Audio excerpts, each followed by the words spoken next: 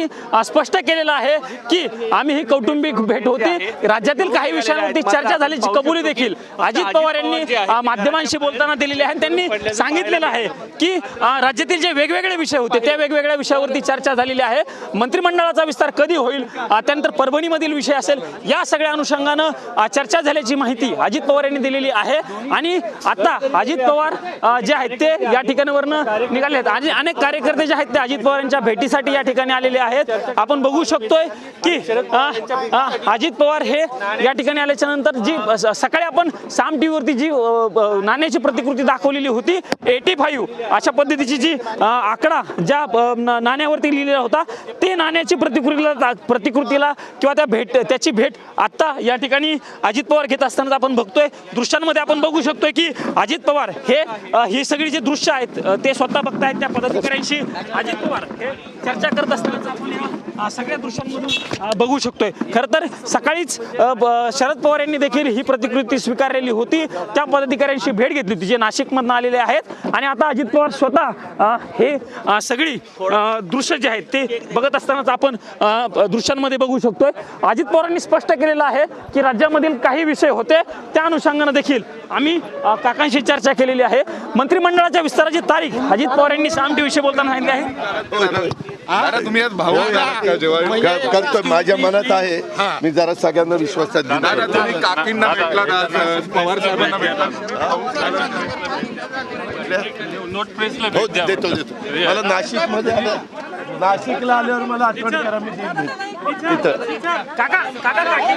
मगाशी घेतला ना।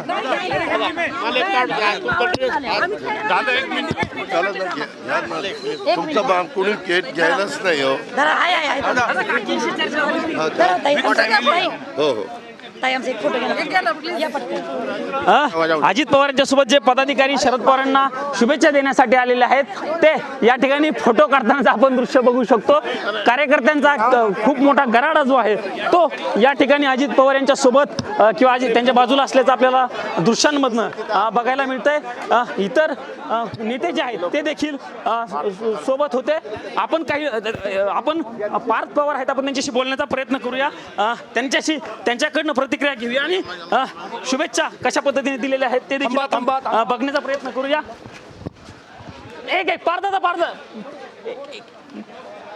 पार्थ पवार आहेत, आपण त्यांच्याशी बोलण्याचा प्रयत्न करतोय। पण पार्थ पवार दादा एक छोटी फक्त प्रतिक्रिया, शुभेच्छा। तुम्ही काकांची भेट साहेबांची भेट गेली, शुभेच्छा फक्त। हो, त्यांना शुभेच्छा दिल्या वाढदिवसासाठी, तेवढी भेट झाली, चांगली भेट झाली। सगळे नेते देखील तुमच्या पक्षाचे होते, प्रफुल्ल पटेल, सुनील तटकरे देखील आणि सुनेत्रा वहिनी देखील सोबत होत्या। हो, सगळं चांगलं होतं, फॅमिली सारखं आम्ही भेटलो, वातावरण चांगलं होतं। पुन्हा एकत्र येण्याच्या चर्चा सुरू नाही त्याच्यावरती नाही। हे पार्थ पवार होते, त्यांनी साम टीव्हीशी एक्सक्लुसिव्ह बातचीत केलेली आहे आणि ही फक्त कौटुंबिक नाही बरोबर आहे, सगळं बरोबर आहे, पण आता हे आता एक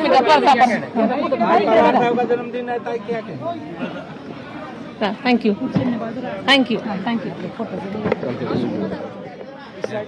तर यावेळेस आपण बघितलेलं आहे पार्थ पवार यांनी एक्सक्लुझिव्ह प्रतिक्रिया खरं तर साम टीव्हीवर दिलेली आहे आणि ही केवळ कौटुंबिक भेट होती, खूप चांगली आज भेट झालेली आहे, विविध विषयांवर चर्चा झाली असं यावेळेस पार्थ पवार यांनी सांगितलेलं आहे।